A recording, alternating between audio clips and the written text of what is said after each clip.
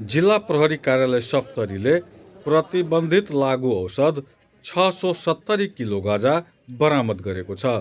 प्रहरीले जिल्लाको बलान बिहुल गाउँपालिका वाडा नम्बर 1 मा रहेको कमलदाहा स्थित खेतमा व्यापारिक अवस्थामा रहेको सो ठूलो परिमाणको गाँजा बरामद गरेको हो।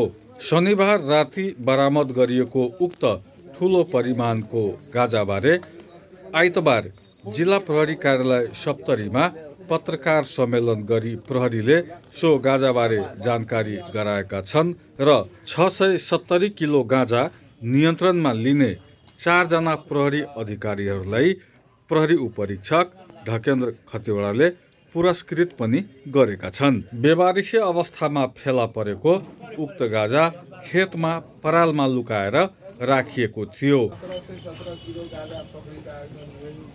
नियन्त्रणमा लिएको गाँजाबारे थप अनुसन्धान भइरहेको जिल्ला प्रहरी कार्यालय सप्तरीले जनाएको छ। प्रहरी कार्यालय सप्तरी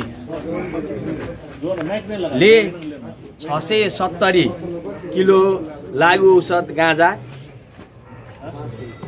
नियन्त्रणमा लिएको छ।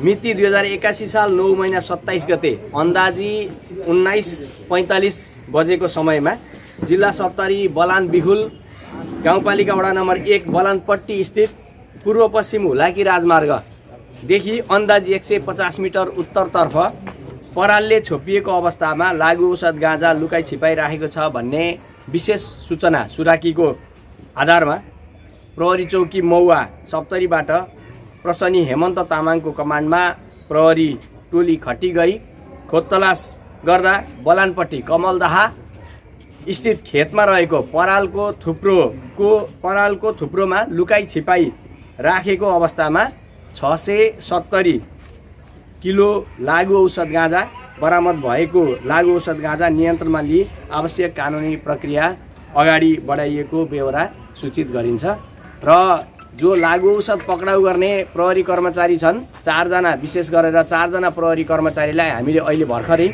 यो पुरस्कृत पनि गर्दैछौँ। जसले चाहिँ राम्रो काम गर्नेलाई जसले राम्रो काम प्रहरी कर्मचारी जसले राम्रो काम गर्छ उसलाई हामीले तत्काल पुरस्कृतको व्यवस्था पनि गर्छौँ। अस्ति 17 क्विन्टल गाँजा पक्राउ गर्दा पनि त्यही दिन हामीले पक्राउ गर्ने प्रहरी कर्मचारीलाई कल्याणपुरको प्रहरी निरीक्षक लगायतको टिमलाई हामीले पुरस्कृत गरेका छौँ। हस्, धन्यवाद।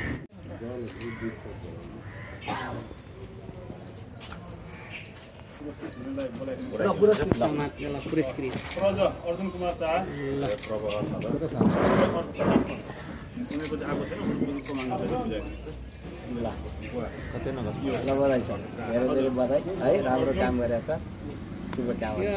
राम्रो काम गरेकोले उनीहरूको मनोबल उच्च बनाउन पुरस्कृत गरिएको प्रहरी उपरीक्षक ढकेन्द्र खतिवड़ाले पत्रकार सम्मेलनमा जानकारी दिए।